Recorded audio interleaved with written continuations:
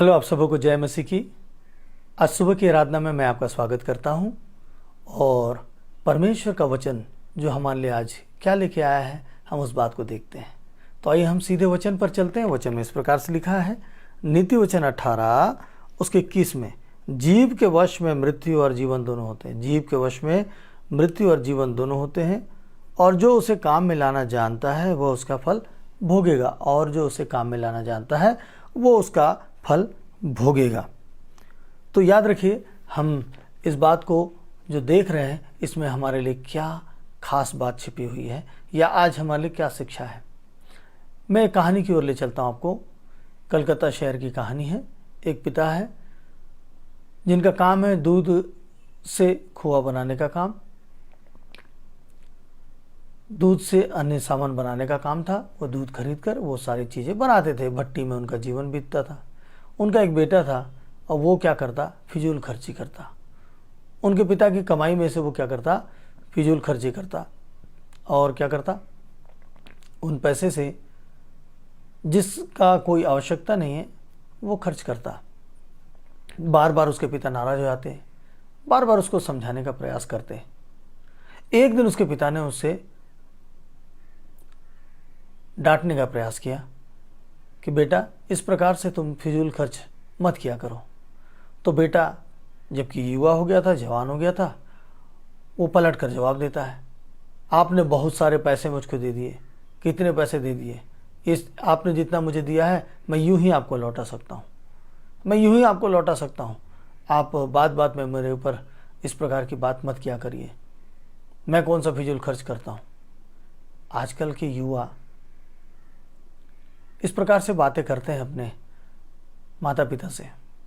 तो वहाँ पे जब इस प्रकार की बातें हुई तो उनके पिता शांत हो गए। शांत होकर उन्होंने विचार किया, और इस वचन के अनुसार, क्या वचन था, जीव के वश में मृत्यु और जीवन दोनों होते हैं, और जो उसे काम में लाना जानता है वह उसका फल भोगेगा।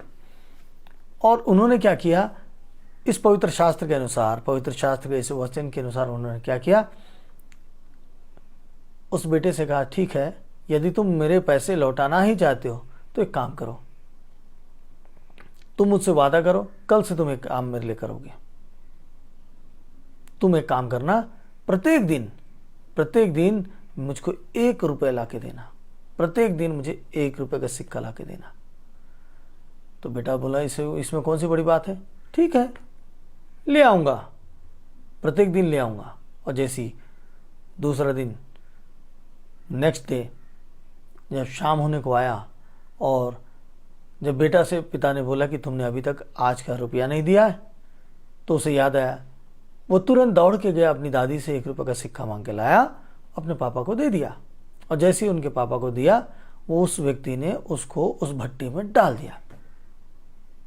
ये बेटा देखता रह गया कि भट्टी में क्यों डाल दिया गया। कोई बात नहीं, डाल दिया तो डाल दिया, मेरा काम खत्म, 1 रुपया मैं दे चुका हूँ। फिर दूसरे दिन उसने अपनी माता से मांग के ले आया। तीसरे दिन फिर वो किसी से मांग के लाया। ऐसे करके रोज मांगना शुरू किया। 1 रुपया मांग के अपने पिता को देता, उसके पिता उसे भट्टी में डाल देते। लेकिन एक वक्त तो ऐसा आ गया कि मैं कितना मांगूंगा और लोग कितना देंगे। अब लोग देना बंद कर दिए।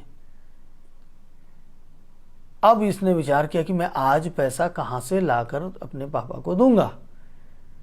1 रुपये भी बड़ी कीमती चीज़ है, उसे भी कमाना बहुत मुश्किल की बात है। जब वो सोच ही रहा था तो देखता है कि बुजुर्ग वो हाथ रिक्शा में एक व्यक्ति को लेकर खींचता हुआ चला आ रहा है, लेकिन वो थका हारा है, थक गया, वो खींच नहीं पा रहा है।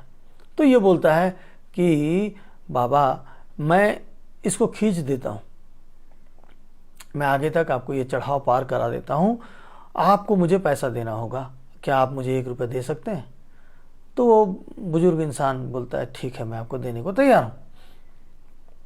और वैसे ही होता है, बिल्कुल वैसे ही होता है, और वो देने को तैयार हो जाता है, और ये वो काम कर देता है, और वो पैसा जो है उसको 1 रुपया मिल जाता है।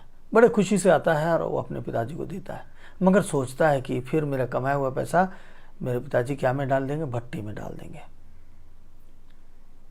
और जब वो दे रहा था तो वो सोच भी रहा था, और उसके पिता ने उसके हाथ से पैसा लिया और यूं भट्टी में डालने को बढ़े तो उसने मना कर दिया, पिताजी इस पैसे को भट्टी में मत डालिए। पिता ने बोला क्यों?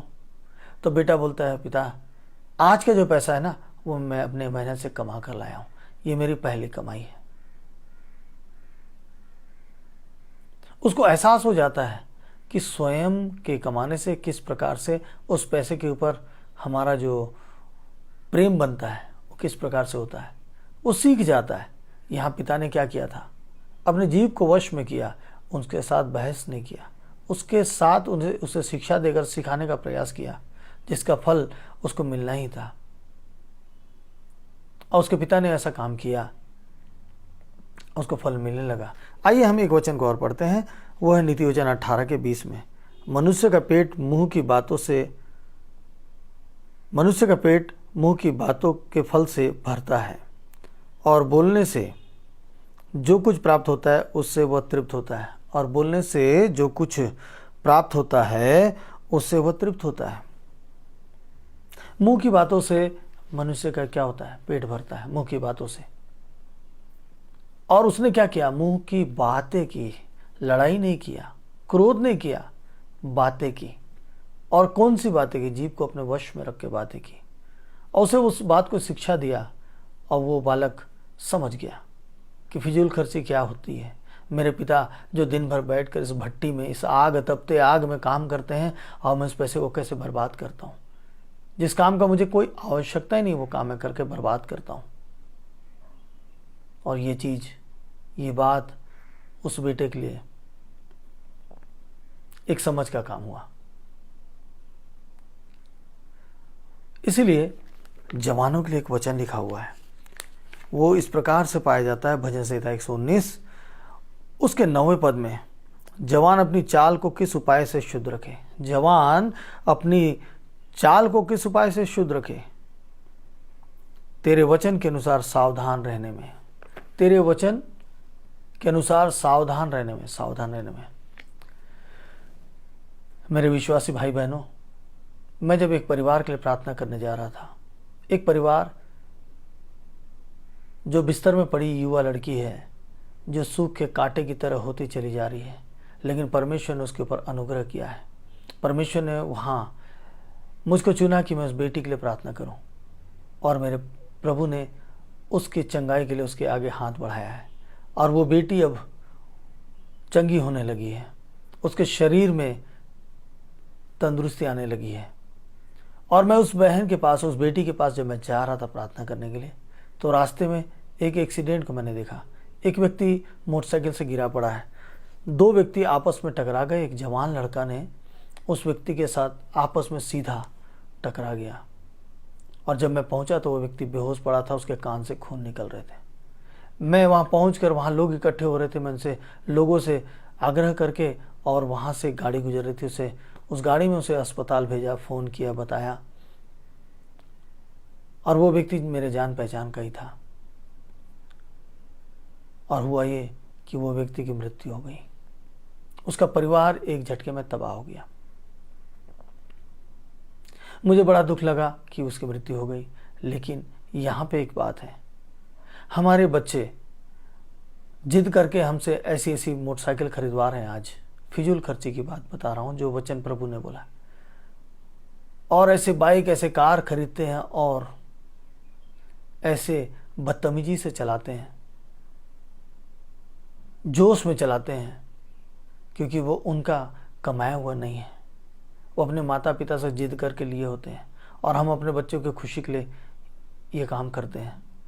उसका नतीजा एक परिवार तबाह हो गया। ऐसे हमारे देश में कितना परिवार तबाह हो रहा है। उस व्यक्ति का क्या बीता? मैंने उस व्यक्ति के मोटरसाइकिल में देखा कि उसके मोटरसाइकिल में मिठाई का डब्बा तक टंगा हुआ था। वो अपने घर जा रहा था मिठाई को लेकर, और उसके घर में मिठाई तो छोड़िए, क्या पहुंच गया, तबाही आ गई। एक व्यक्ति जो कमाने वाला था, वो किसी के कारण उसकी मृत्यु हो गई। वो परिवार तबाह हो गया। ऐसे कितने परिवार तबाह हो रहे हैं। यदि हम अपने बच्चों के लिए खुशी देना चाहते हैं, तो शिक्षा का साथ दें, क्योंकि परमेश्वर चाहता है इस वचन से चाहता है कि हम अपने बच्चों के लिए कैसी बातें करें। जब वो जिद भी करता है तो हम उसके लिए क्या करना चाहिए, हमें क्या करना चाहिए, कैसे करना चाहिए। हमें परमेश्वर के पास जाना चाहिए और परमेश्वर से मांगना चाहिए, प्रभु मुझे शिक्षा दो कि मैं अपने बच्चे को किस प्रकार से शिक्षित करूं। वो परिवार तबाह हुआ और कोई परिवार तबाह होने ना पाए। हम आप ये कर सकते हैं, किसी के परिवार को तबाह होने से रोक सकते हैं।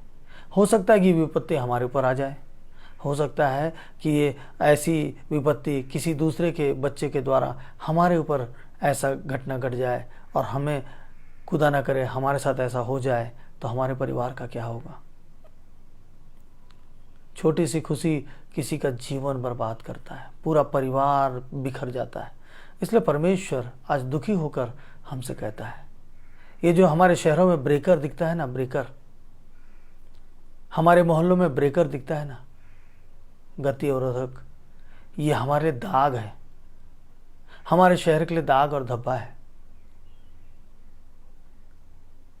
कोई सुनता नहीं, इसलिए एक समाधान निकाला गया, क्योंकि बड़े जोश में इस प्रकार से लोग गाड़ियां चलाते हैं। शहर के अंदर ऐसे जवान लड़के इस प्रकार से गाड़ियां चलाते हैं, उनको बड़ा जोश होता है, जिसके कारण ब्रेकर बनाया गया। ये दाग है, धब्बा है।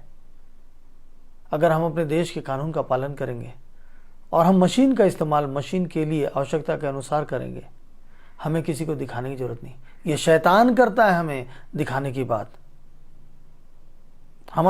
हमारे जीवन में ऐसी बातों को लाता है कि हम लोगों को दिखाने के लिए ऐसे काम करते हैं, और शैतान कई परिवार को तबाह करता है, रोज कर रहा है वो परिवार को तबाह। इसलिए आज हम सावधान हो जाएं और आइए हम प्रार्थना करते हैं। सामर्थी पिता परमेश्वर प्रभु, आज जो आपने हमें शिक्षा दिया है पिता, इस शिक्षा से मेरे प्रभु यीशु मसीह हम आगे बढ़ जाएं, हम उन सारे लोगों को शिक्षा दे पाए पिता परमेश्वर, ऐसी बात दे पाए पिता परमेश्वर जिससे वो बालक, वो युवा समझ सके।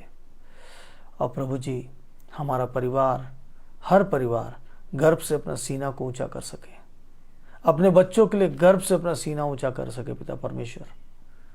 प्रभु, आपको भी दुख लगता है क्योंकि आप हमें इस दुनिया में भेजे, आपने हमारे लिए चित्त लगाया, विचार किया, लेकिन यदि हमारे जीवन में ऐसी बातें हैं, यदि हमारे जीवन में ऐसी घटनाएं हैं, तो प्रभु आज हमें बचने की आवश्यकता है। प्रभु आज बचा लो हमें, अपने परिवार को, अपने लोगों को, अपने देश के, अपने मोहल्ले के, अपने राज्य के लोगों को बचा लो पिता परमेश्वर। ऐसे युवाओं के ऊपर जो शैतान ने पिता परमेश्वर ऐसे जुनून सवार करा दिया पिता, महंगी महंगी गाड़ियों को लेकर पिता परमेश्वर जुनून की तरह निकलते हैं पिता सड़कों पर पिता।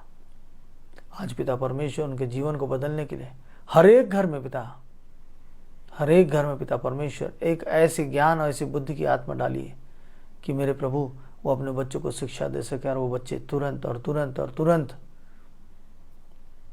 अपने जीवन को बदल सकें। मेरे पिता परमेश्वर, आज जितने लोग हमारे साथ मिलकर प्रार्थना कर रहे हैं, उन सारे लोगों को आपके हाथ में सौंपता हूँ प्रभु। आज ऐसे घटनाओं के कारण पिता परमेश्वर जितने परिवार तबाह हुए, प्रभु उनके परिवार की सुरक्षा आपके हाथ में देता हूँ, उनके जीवन को आपके हाथ में देता हूँ, उनके भोजन के लिए, उनकी आवश्यकताओं के लिए आपके हाथ में देता हूँ। प्रभु जी, किसी भी बात की कमी और घटी ना होने पाए पिता, किसी भी बात की कमी घटी होने ना पाए पिता। प्रभु उनके लिए रास्ता खोलना, द्वार खोलना पिता परमेश्वर। और प्रभु जी, आप ऐसा करने जा रहे, इसलिए मैं आपको धन्यवाद देता हूँ, धन्यवाद देता हूँ प्रभु जी। प्रभु ऐसे बंधन में पड़े लोगों को पिता परमेश्वर आज़ाद करने के लिए पिता हमारी सहायता कीजिए, अपने दूतों को नियुक्त कीजिए पिता परमेश्वर। थैंक यू जीसस, आपने विनती और प्रार्थना को सुना है, आपके पवित्र मीठे नाम से मांगते हैं, आमीन। तो मेरे प्रिय प्रिय विश्वासी भाई बहनों, आज की जो शिक्षा है ये बहुत महत्वपूर्ण शिक्षा है। हम जिसे नज़रअंदाज कर रहे हैं, हम जिसे नज़रअंदाज कर रहे हैं, इसको नज़रअंदाज ना करें, क्योंकि ये बहुत गंभीर बात है और यही हमें नाश के गड्ढों की ओर, हमारे आगे की पीढ़ी को नाश के गड्ढे की ओर ले जा रहा है, सोचने समझने की शक्तियों को घटा रहा है और धीरे धीरे धीरे धीरे धीरे धीरे करके बर्बादी की ओर ले जा रहा है और कई परिवार को बर्बाद कर रहा है। हम अपने बच्चों के द्वारा किसी भी परिवार को बर्बाद होने से बचा लें ऐसी शिक्षा पा जाए वो बालक, वो युवा, कि वो अपनी जिम्मेदारी को समझ सके, अपने घर को, अपने शहर को अपना प्रिय समझे, अपने देश को अपना प्रिय समझे, और दिखावा के लिए नहीं बल्कि अपने आप को अव्वल रख सके, परमेश्वर के भय में चल सके, परमेश्वर के भय में चल सके। मैं एक बार फिर से इस वचन को पढ़ लेता हूँ, एक बार फिर से इस वचन को पढ़ लेता हूँ, कृपया करके ध्यान दीजिएगा। भजन संहिता 119 उसका 9वां, जवान अपनी चाल को किस उपाय से शुद्ध रखे, जवान अपनी चाल को किस उपाय से शुद्ध रखे, तेरे वचन के अनुसार सावधान रहने से, परमेश्वर के वचन के अनुसार सावधान रहने से। ये जवान के लिए और माता पिता के लिए है, माता पिता के लिए है। जीव के वश में मनुष्य और जीवन दोनों होते हैं, और जो उसे काम में लाना जानता है वह उसका फल भोगेगा। जीव के वश में मृत्यु और जीवन दोनों होते हैं, और जो उसे काम में लाना जानता है वह उसका फल भोगेगा। फल भोगने के लिए हमें अपने जीव को अपने वश में लाने की जरूरत है, और वश में तभी आएगा जब हम परमेश्वर के सामने घुटने टेकेंगे। आज हमने प्रार्थना किया है, हम जानते हैं कि आज हमारे जीवन में बहुत कुछ हो रहा है। आज एक ऐसी उन्नति, ऐसी तरक्की मिल रही है जिससे हमारा घर बदल रहा है। प्रभु आप सबको आशीष दे, और कल फिर हम मिलेंगे इसी प्रकार एक नई कहानी, एक नए विचार के साथ, नए वचन के साथ। प्रभु आप सबको आशीष दे। आप सबको जय मसीह की।